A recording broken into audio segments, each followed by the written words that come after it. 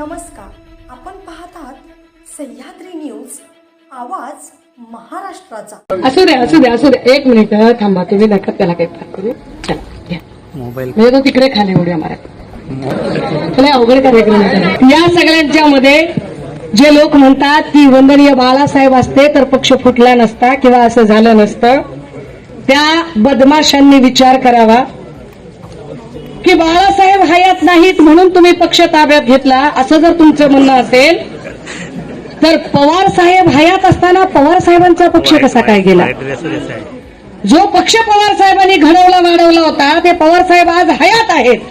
हयात असताना सुद्धा त्यांचाही पक्ष भाजपा काबीज करते, सेम मोडस ऑपरेंडसी वापरली जाते। आता ते काँग्रेसकडे फिरतात। या सगळ्यांवरनं एक स्पष्ट होतं की देवेंद्र फडणवीसांकडे एकही नेता नाही।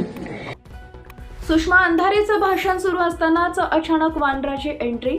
शिवसेना उबाटा गटाची मातृतीर्थ ते शिवतीर्थ अशी संवाद यात्रा सुरू असून ही यात्रा भिवंडी लोकसभा मतदारसंघात पोहोचली। यावेळी उपस्थित जनसमुदायाला संबोधित करताना पक्षाच्या नेत्या सुषमा अंधारे यांनी भाजपावर निशाणा साधला। सुषमा अंधारे यांचं भाषण सुरू होतं त्यावेळी अचानक एका वानराची एंट्री झाली। या वानराच्या करामती मोबाईल कॅमेऱ्यात कैद झाल्या।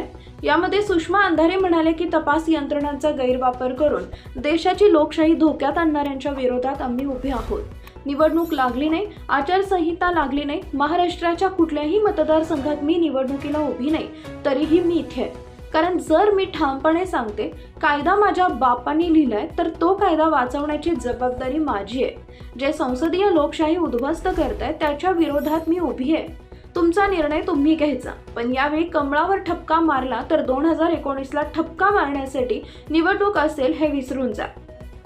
इतक्या गलिच्छ पद्धतीचं राजकारण सुरू आहे असं त्यांनी सांगितले। तसेच उद्धव ठाकरेंना पक्ष सांभाळता आला नाही, बाळासाहेब नव्हते म्हणून उद्धव ठाकरेंना पक्ष सांभाळण्यात अडचण आली असं काही बदमाश सांगतात। हे बोलताना मागे उभे असणारा वानर थेट सुषमा अंधारे यांच्या समोर येऊन बसला, तरीही अंधारे यांनी भाषण सुरू ठेवले। जनतेने हे नीट समजून घ्यावे। जे म्हणतात बाळासाहेब नव्हते म्हणून ही घटना घडली हे वाक्य म्हटलं, पण वानरामुळे सभेत काही काळ गोंधळ उडाला। त्यानंतर कार्यकर्त्यांनी केळी आणून दिली। अंधारे यांनी केळी व्यासपीठाखाली वानराला फेकली, मात्र तरीही वानराने अंधारेच्या दिशेने उडी मारली। तेव्हा सुषमा अंधारेंनी स्वतःला वाचवलं। त्यानंतर पुन्हा भाषणाला सुरुवात झाली। सह्याद्री न्यूज, आवाज महाराष्ट्राचा कार्यकारी संपादक प्रवीण धेंडे, मुंबई।